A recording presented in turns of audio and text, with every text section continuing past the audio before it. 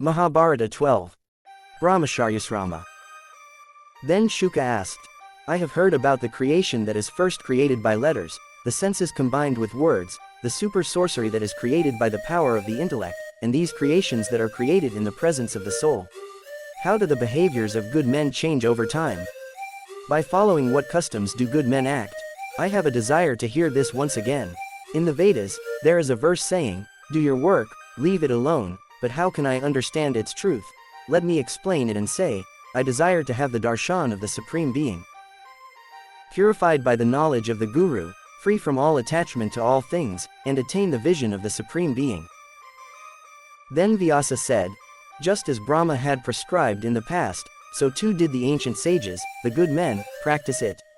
The sages conquered the heavens through celibacy. Therefore, one who wants to become virtuous should follow it and seek the means of virtuousness within himself. He should live in the forest eating tubers and fruits, perform great penance, go to holy places, and not harm any animal. Then, when the smoke has subsided, after the cessation of eating grain, if he does almsgiving at the right time, he becomes worthy of Brahmahood.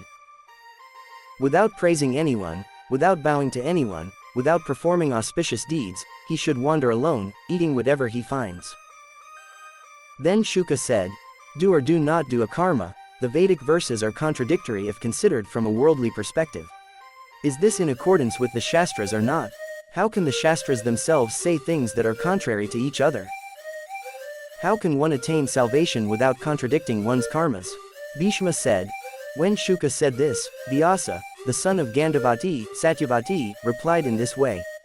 Vyasa said, Brahmachari, householder, recluse, and sannyasi, all of them, if they practice their religion according to the scriptures, are the 5 highest ranks. If only one person follows these asramas regularly and regularly without any aversion to music, he will be worthy of the highest rank. This is a 4-step process. He who has attained this process will become highly respected in the world of Brahma. A brahmachari should spend 1/4 of his life as a scholar of the Dharma without jealousy in the presence of the Guru or the Guru's son. After the Guru has fallen asleep, he should lie down in a lower position and sleep. When he wakes up in the morning, he should do all the work of a disciple or a servant with efficiency and stay with the Guru. He should do all the work wisely. With the desire to attain a good rank, he should serve the Guru and study the rest of the time. One should not abuse anyone, but should be ready to meet the Guru as soon as he is called. One should be clean, efficient, speak only what the Guru likes, and keep one's eyes fixed on the Guru with one's senses. One should eat only on his food, and when he does not drink, one should not drink water. When he does not sleep, one should not sleep either. One should touch his feet with both hands and bow down. One should touch the right foot with the right hand, and the left foot with the left hand and bow down. After bowing down, one should ask, Lord, teach me. Furthermore, one should say, if you tell me anything else, I will do that too. Thus, one should do everything with the Guru's permission, and after doing it, one should come back and tell what one has done. One should not consume any spices or intoxicants while being a celibate. They should be consumed only after the Samavartana. This is the certainty of the Dharmashastras. What rules are laid down in detail for a celibate? He should live near the Guru, observing all these. Such a brahmachari should offer whatever is dear to the Guru as an offering and visit the ashrams one by one, to the best of his ability. 1/4 of his life should be spent in Vedas and fasting, and after giving dakshina to the Guru, he should enter the Samavrata in a proper manner. He should take his wife's animal according to Dharma, appease the fire, and live a householder according to the rules. And spend the second half of his life, the household ashram. The second part of one's life should be spent as a householder. One should accept a wife according to Dharma, live in peace, and maintain the Dharma of the householder. Those who know that there are 4 professions of a householder say, the first is the kusaladanya, collecting enough grain to fill the baskets. The second is the kumbadanya, collecting enough to fill the baskets. The third is the ashwastana, not keeping it for tomorrow. The fourth is the kapati, high profession. Of these, the one who comes first is better than the Hindu and Hindu. The one who follows the last profession is the most virtuous of all. The one who follows the first profession has 6 karmas: yahana, yahana, adhyaya, adhyayapana, dana, pratigraha. The second has 3 karmas: Adhyaya, Yahana, Adhyaya, Dana. The third is one who has only 2 karmas, study and charity. The fourth is one who is engaged in Brahma Yajna, Veda Yajna. The great rules are prescribed for a householder. One should not prepare food for oneself. Food should be cooked only for the gods, fathers, and guests. One should not torture animals. It can be done for the sake of sacrifice. In a sacrifice, neither animals nor other objects of desire should be sanctified with the Yahur mantra. One should not sleep during the day, the first half of the night, or the last half of the night. One should not eat anything between 2 meals. One should not sleep with one's wife at any other time except during menstruation. One should not allow a Brahmin guest to stay in one's house without food or hospitality. Those who come as guests, those who are versed in the Vedas, those who live by their own religion, those who are free from the senses, those who are devoted to their work, and those who are ascetics, these should be worshipped with hymns and poems. Those who wear the garb of religion, those who leave the fire without cause, and those who betray the guru, these too are enjoined to be given food. A householder should also give food to those who do not cook for themselves, such as celibates and ascetics. One should always be a vyasashi, a food of nectar. Amrita is the residue of a sacrifice, and it should be understood as equivalent to greed. Whoever eats what is left over from the family's meal is a vyasashi. The residue of a sacrifice is nectar. One who is devoted to his wife, free from jealousy, should not quarrel with any of these: priests, teachers, brothers-in-law, guests, dependents, old people, boys, sick people, doctors, wise men, relatives, friends, parents, brothers and sisters, sons, wives, daughters, slaves. He who abandons quarrels with these people is freed from all sins. He who does not quarrel with these people and remains silent, there is no doubt that he conquers all the worlds. The teacher is the master of the Brahma world, the father is the lord of the Prajapati world. The guest is the shadow of the Indra world, the Ritviya is the husband of the Deva world, the women in the family are the masters of the Aspara world, the Yadis are the husbands of the world of the gods, relatives are the masters of the directions. The mother and brother-in-law are the masters of the earth, the old, the young, the sick, and the weak are the masters of the sky. An elder brother is equal to his father, a wife and son are his own body, a slave is like his shadow, and a daughter is even more worthy of grace. Therefore, if they speak harsh words, one should bear them without being hurt in the mind. A wise person who has a purpose in householder's life should be righteous and not be upset. No one should practice religion for the sake of meaning. Of the 3 professions of a householder, the one who is successive is the best. Thus, within the 4 ashrams, the next is said to be greater than the previous. He who desires his own glory must maintain his own rules, as mentioned above. The nation in which those who take refuge in these, the Kumbhadanya, the Ushila, the Kapatavarti, that nation will prosper. Whoever takes refuge in these householders' professions without sorrow, will purify his 10 previous generations and the 10 following generations. He will obtain a result equal to that of the inhabitants of Vishnu's world. Householders who have restrained their bodily senses will obtain the well-fed heavenly world, accompanied by the Vedas, vision of the plain.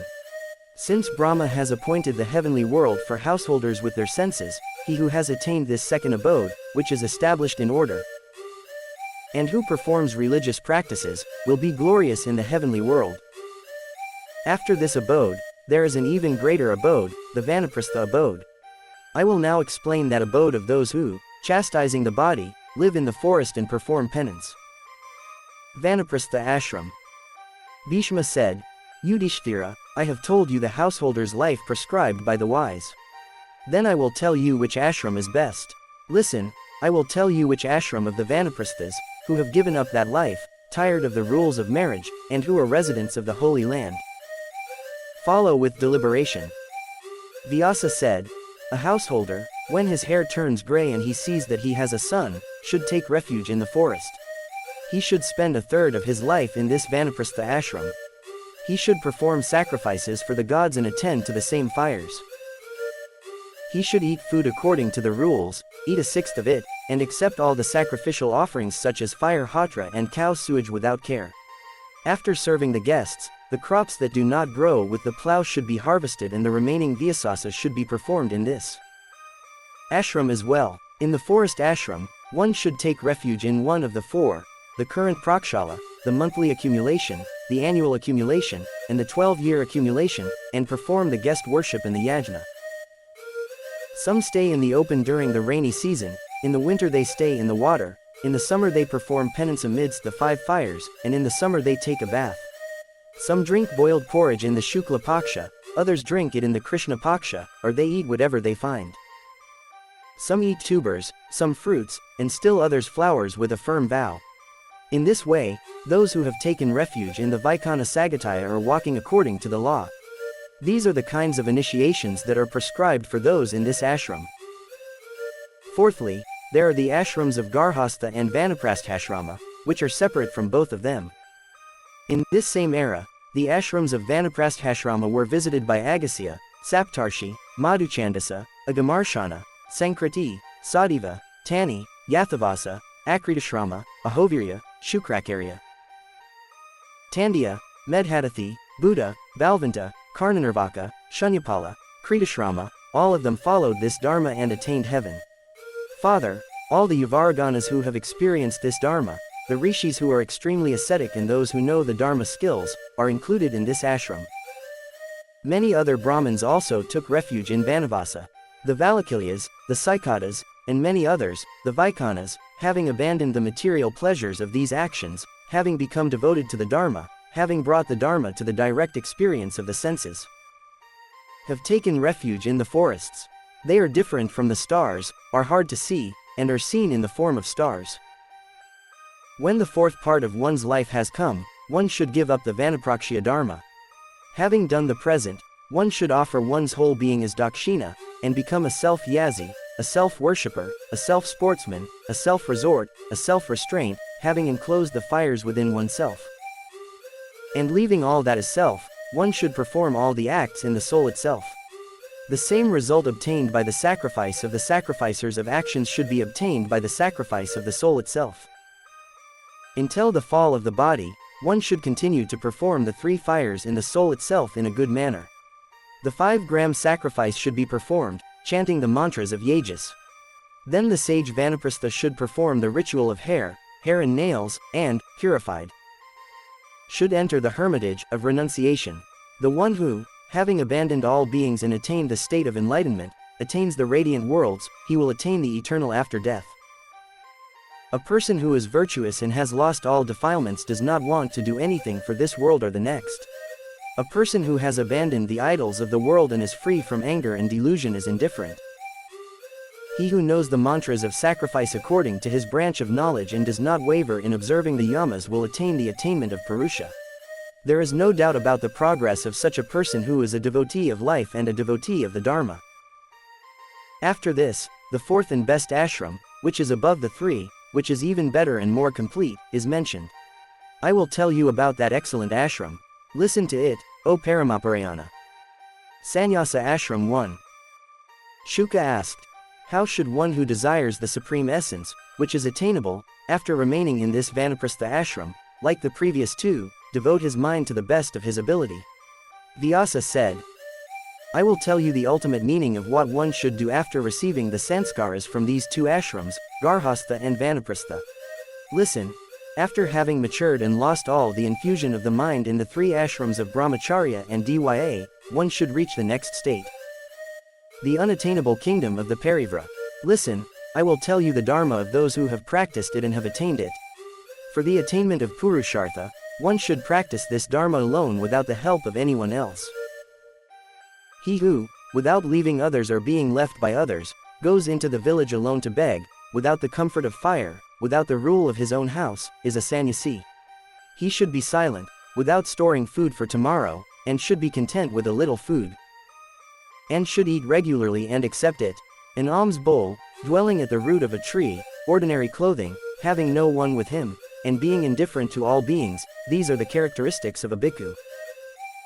He who, like elephants frightened by the future, is joined by words and does not go back to the one who spoke, such a one should live in the Kaivalya ashram. No matter who he is, he should not look up at him who has spoken a word, nor should he listen to his words. And especially a Brahmin should never answer him. A Brahmin should speak only what is good for him.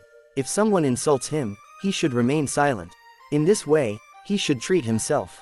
He who, although he is alone, knows that the whole sky is full of him.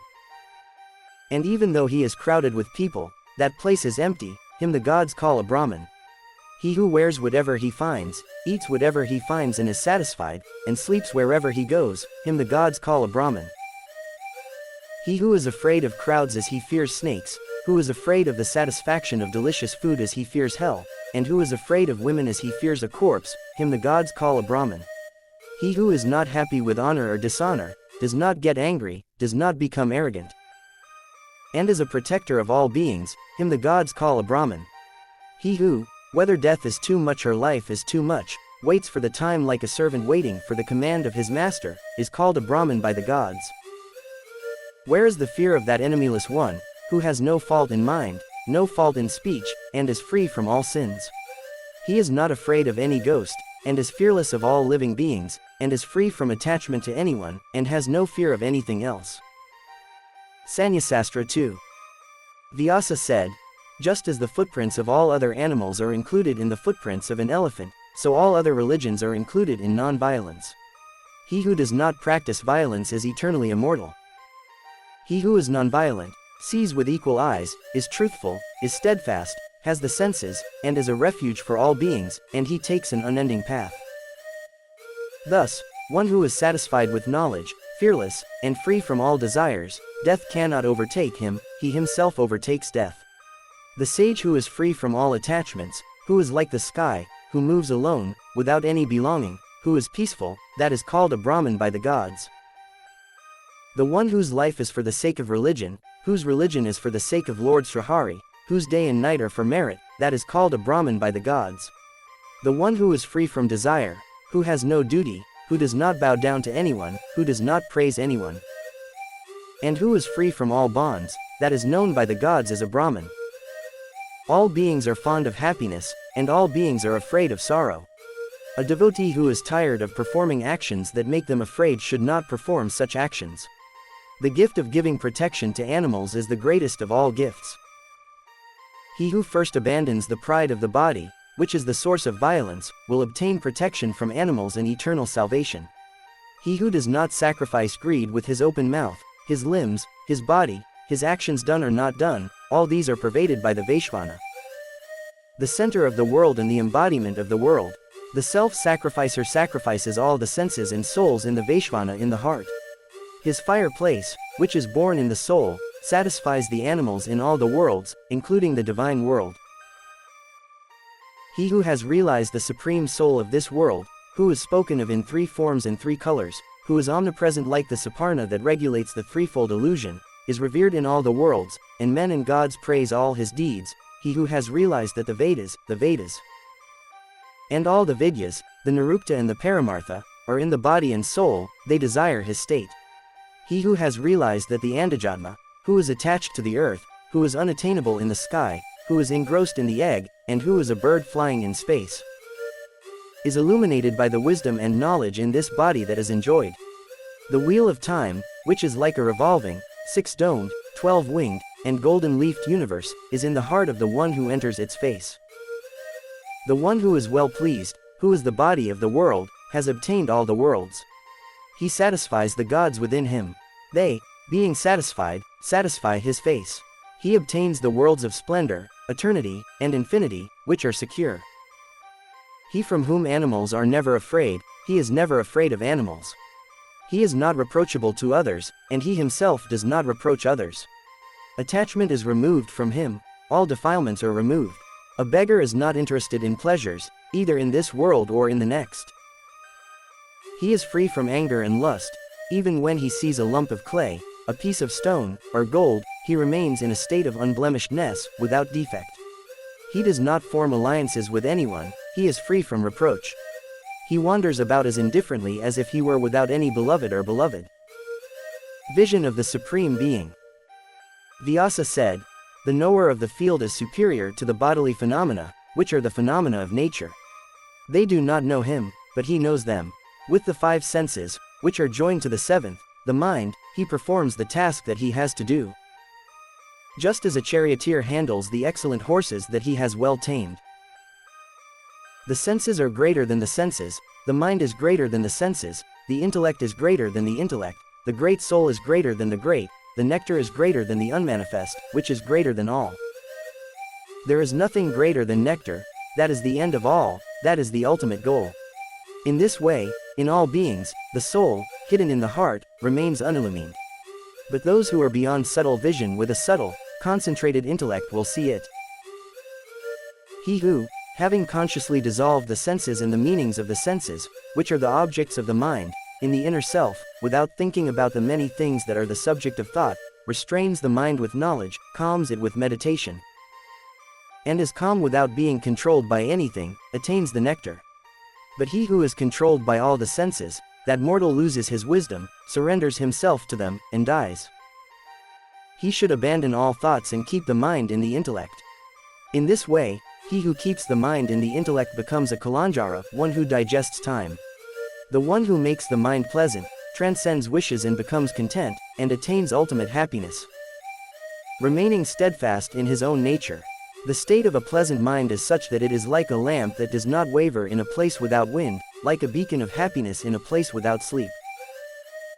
Thus, in the early morning and in the early evening, merging himself with the Supreme Soul, he who is a simple and pure soul finds the soul in the form of the soul itself. Thus, the instruction of the sun is the secret of all the Vedas. It cannot be understood merely from the Agama or from myths, it can be understood only through the experience of the self. It is the essence of all the religious and factual accounts. It is the nectar that has been extracted from all the impurities. Just as butter is extracted from curd, and fire is extracted from wood, in the same way, this knowledge has been extracted for the wise. This instruction of the sun should be told only to the learned. This should not be said to anyone who is not calm, not wise, not an ascetic, not knowledgeable in the Vedas, not a servant, not jealous, not upright, not acting as told, whose heart is burned by the laws of karma, or who is a slanderer. This should be said to anyone who is eager for philosophical knowledge, endowed with good qualities, who is calm, and an ascetic, and should not be said to anyone else. The wise should know that this law is more beneficial than giving away the entire earth full of gems. I will tell you the spiritual knowledge that is more mysterious and superhuman than this, which is visible only to the great sages, which is mentioned in the Upanishads, the spiritual principle. Whatever you have any doubt about in your mind, ask it, I will tell you all about it. If you have nothing else to ask it, what more can I tell you? Mahabharata 13. To be continued.